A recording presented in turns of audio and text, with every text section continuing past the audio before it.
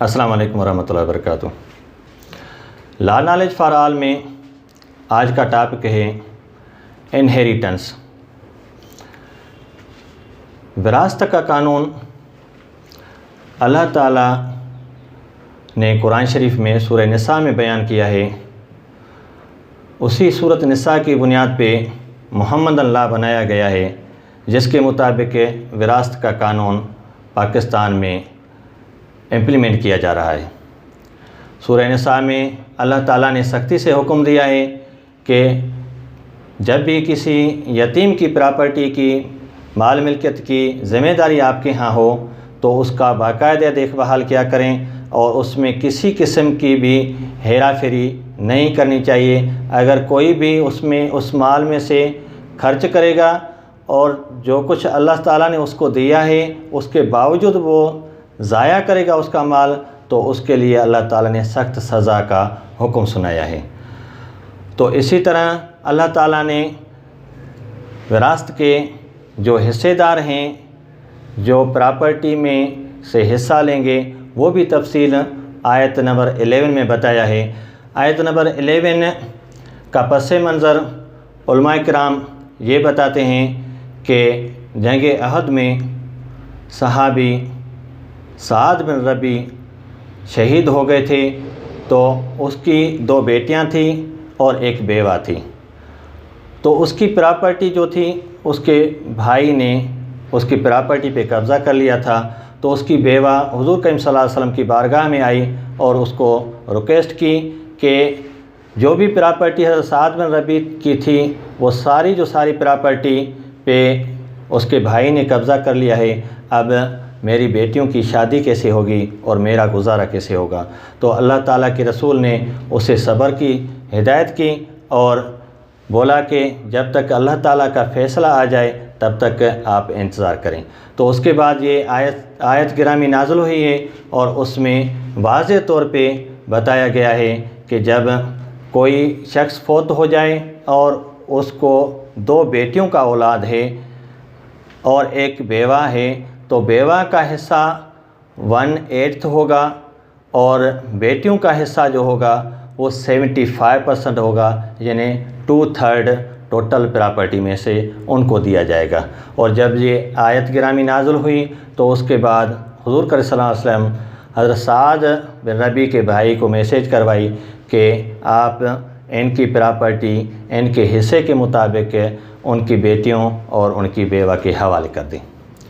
अल्लाह ताला ने सख्ती से आयत नंबर 13 और 14 में हुक्म किया है कि ये कानून जो है ये आप नहीं समझते हो कि आपका रिश्तेदार कौन सा कितना आपके भलाई में है और कितना आपका खैरख्वाह है, इसलिए मैं ज़्यादा जानता हूँ, इसलिए इस कुरान में दी गई कानून के मुताबिक अमल करें और उनकी जो प्रॉपर्टी है उसके मुताबिक डिस्ट्रीब्यूट करें। और जो कुरान शरीफ की दी गई कानून के मुताबिक अमल करेगा तो उसको जन्नत की बिशारत सुनाई गई है, और जो अमल नहीं करेगा उसको दोज़ख की धमकी अल्लाह ताला ने दी है। प्रॉपर्टी को तकसीम करने के लिए वाज़ेह हुक्म यह है कि पहले प्रॉपर्टी में से जितना भी फोती के ऊपर कर्ज़ा वगैरह है वो कर्ज़ा निकाला जाएगा। फोती ने प्रॉपर्टी वसीयत के तौर पे किसी को देने के लिए बोला है, वो प्रॉपर्टी निकाली जाएगी। जो पोती के ऊपर ख़र्चा आया है, दफन कफन पे ख़र्चा आया है, वो भी निकाला जाएगा। बाकी जितनी प्रॉपर्टी बचती है उस प्रॉपर्टी में से हर एक वारिस अपना अपना हिस्सा, जो मुकर्रर शुदा हिस्सा है, उस हिस्से के मुताबिक वो प्रॉपर्टी हासिल करेगा। मोहम्मद अल्लाह में या कुरान शरीफ में बेटे के लिए कोई फ़िक्स्ड शेयर नहीं बताया गया है, लेकिन ये वाज़ेह हुक्म है कि बेटे को बेटी के हिस्से के दोगुनी प्रॉपर्टी जितना दिया जाएगा, यानी डबल प्रॉपर्टी बेटे को दी जाएगी और सिंगल हिस्सा बेटी को दिया जाएगा। यही कानून है और मोहम्मद अल्लाह में भी यही बताया गया है। बाकी जो रिश्तेदार हैं उनके लिए भी वाज़ेह तौर पे बताया गया है। कुरान शरीफ में बाकायदा बताया गया है कि अगर कोई वारिस मौजूद नहीं है तो उसका सब्स्टिट्यूट जो है वो मौजूद है तो उसको उस सब्स्टिट्यूट को वो प्रॉपर्टी दी जाएगी। जैसे अगर बाप फौत हो गया है तो अगर दादा ज़िंदा है तो दादे को वही हिस्सा जो बाप को मिलना चाहिए था वही प्रॉपर्टी का हिस्सा दादे को दिया जाएगा। इसी तरह अगर बेटा फौत हो गया है और बेटे का बेटा मौजूद है तो उसको भी वही हिस्सा दिया जाएगा जो बेटे को हिस्सा देना चाहिए था। यही तरीक़ेकार बताया गया है और अधिक ज़्यादा तफसील ये बताई गई है कि जब कोई शख्स फौत हो जाए और उसे सिर्फ बीवी हो तो बीवी उस सूरत में 1/4 यानी 100 में से 25% इनहेरिट करेगी। अगर उसको औलाद है तो औलाद की सूरत में बीवी को 1/8 यानी 12.5 पैसे 100 में से मिलेंगे। दूसरी सूरत यह है कि जब औलाद में सिर्फ एक बेटी छोड़ी है पोती ने तो बेटी को टोटल प्रॉपर्टी का आधा हिस्सा मिलेगा। बाप और माँ दोनों को इस सूरत में 1/6 अलहदा मिलेगा, यानी छठी पति माँ को, छठी पति छठा हिस्सा बाप को अलहदा हिस्से में मिलेगा।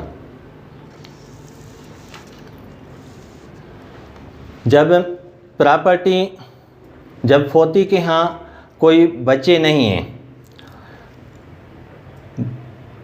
भाई बहनें हैं तो माँ 1/6 हासिल करेगी और बाकी जो प्रॉपर्टी बचती है तो वो सारी फादर को जाएगी।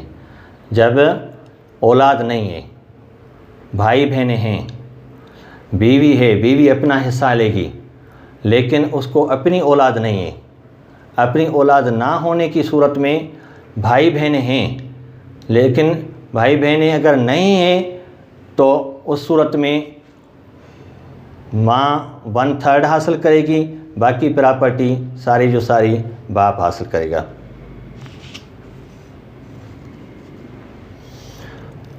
अगर कोई फीमेल की प्रॉपर्टी है, कोई औरत की प्रॉपर्टी है, वो फौत हो जाती है तो उसका शोहर अगर उसको औलाद नहीं है तो प्रॉपर्टी में से आधा हिस्सा शोहर को मिलेगा, हस्बैंड को मिलेगा।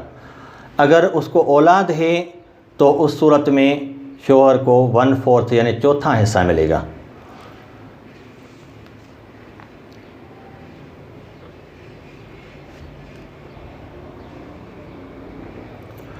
अगर औलाद नहीं है, ना माँ बाप हैं, तो उस सूरत में वो कलाला कहलाते हैं और कलाला की सूरत में जो भाई बहन हैं वो अगर एक भाई या एक बहन है तो 1/6 वो प्रॉपर्टी में से हासिल करेंगे एज अ शेयरर। अगर एक से ज़्यादा भाई बहन हैं तो वो टोटल प्रॉपर्टी में से 1/3 हासिल करेंगे, यानी तीसरा हिस्सा वो हासिल करेंगे जो भाई बहन हैं। बाकी जो प्रॉपर्टी है वो रेजिड्यूरी में जाएगी। जो बच्चा अभी पैदा नहीं हुआ है, माँ के पेट में है, तो उसके लिए भी कानूनन हिस्सा रखा गया है। जब उसकी पैदाइश बाप के फौत होने के 6 महीने के अंदर होती है, अगर 6 महीने के बाद उसकी पैदाइश होती है तो उस सूरत में उसको हिस्सा नहीं मिलेगा। बाकी 6 महीने के अंदर जब उसकी पैदाइश होती है तो वही हिस्सा उसे मिलेगा जितना हिस्सा वो अगर उसी टाइम पैदा हुआ होता जब उसका बाप ज़िंदा था तो उसी टाइम भी उसका वही हिस्सा होता। ये वाज़ेह हुक्म PLD 1989 कराची 85 में ऑनरेबल सिंध हाई कोर्ट ने बताया है। और उसके अलावा कभी ऐसा होता है कि कोई बहन शादी के बाद प्रॉपर्टी की देखभाल नहीं करती है और उसका जो हिस्सा होता है वो भाई के ही कब्ज़े में होता है, तो उसके ख़िलाफ़ लिमिटेशन एक्ट का 124 आर्टिकल अमल में नहीं आएगा, क्योंकि 124 के मुताबिक जब कोई बंदा 12 साल तक के प्रॉपर्टी का कब्ज़ा हासिल करने के लिए कोई इक़दाम नहीं उठाता है, ना कब्ज़ा उसके पास है, ना कब्ज़ा हासिल करने के लिए कोई कानूनी चाराजोई किए तो उसको उसकी प्रॉपर्टी में कोई हिस्सा नहीं मिल सकता। लेकिन जब इनहेरिटेंस का मामला होता है, इनहेरिटेंस के मामले में ये लिमिटेशन वाला जो टाइम है वो उनके ख़िलाफ़ नहीं जाएगा। ये सुप्रीम कोर्ट का फ़ैसला है जो PLD 1990 सुप्रीम कोर्ट पेज 1 पे वाज़े बताया गया है। ये जो हिस्से थे ये कुरान शरीफ में बताए गए हैं और उसके अलावा हनफी ला यानी सुन्नी ला मुताबिक और शिया ला मुताबिक जो कन्फ्यूजन है वो कन्फ्यूजन को दूर करने के लिए वजाहत की गई है। जो शेयरर्स कुरान शरीफ में बताए गए हैं वो शेयरर्स हनफी ला के मुताबिक वही हैं, उनमें कोई चेंज नहीं आई। लेकिन कभी कोई शेयरर है ही नहीं, तो शेयरर जब नहीं है, रेजिड्यू नहीं है, तो प्रॉपर्टी किसके यहाँ जाएगी, कौन सा हिस्सेदार बनेगा, वो वाज़े तौर पे सेक्शन 61 में बताया गया है। हनफी ला के मुताबिक 3 क्लासेस बताए गए हैं विरासत के लिए। वर्सा के 3 क्लासेस हैं अभी। एक है शेयरर जो फिक्स्ड हिस्सा लेंगे, जो प्रॉपर्टी में जो मैंने बताया कि कभी बाप 1/6 ले रहा है, कभी बेवा 1/4 ले रही है, कभी बेवा 1/8 ले रही है, कभी माँ 1/3 ले रही है, कभी माँ 1/6 ले रही है, कभी बेटी 1/2 ले रही है, कभी बेटियाँ 2/3 ले रही हैं। ये जो हैं वे फिक्स्ड शेयर्स हैं, इसमें किसी किस्म की कोई कमी कोताही नहीं होगी, जो फिक्स्ड हो गए हैं। बाकी जो बच्चे हैं वो रेजिड्यू हैं। मिसाल के तौर पे बेटा है, बेटे के लिए कोई फिक्स्ड शेयर नहीं है, तो उसके लिए रेजिड्यू है, यानी कि जो प्रॉपर्टी शेयरर्स को मिलती है पहले शेयरर्स को हिस्सा दिया जाएगा, बीवी को हिस्सा मिलेगा, माँ को हिस्सा मिलेगा, बाप को हिस्सा मिलेगा। उसके बाद जितनी प्रॉपर्टी बचती हैं वो बेटी और बेटे में सिंगल और डबल वाले फार्मूले के मुताबिक आएगा। उसके अलावा तीसरी कैटेगरी है किंड्रेड डिस्टेंट किंड्रेड्स। जो डिस्टेंट किंड्रेड्स हैं वो जो दूर के रिश्तेदार हैं, जो इन एब्सेंस ऑफ शेयरर्स और रेजिड्यूरी वो प्रॉपर्टी का शेयर हासिल करते हैं, उनको डिस्टेंट किंड्रेड कहते हैं। बाकी इंशाल्लाह नेक्स्ट लेक्चर में पूरी टेबल है, वो टेबल बताऊंगा, तो कौन सा लीगल हेयर किस लीगल की गैर मौजूदगी में इनहेरिट करेगा, वो पूरा तफसील है, वो मैं बताऊंगा। अल्लाह हाफ़िज़।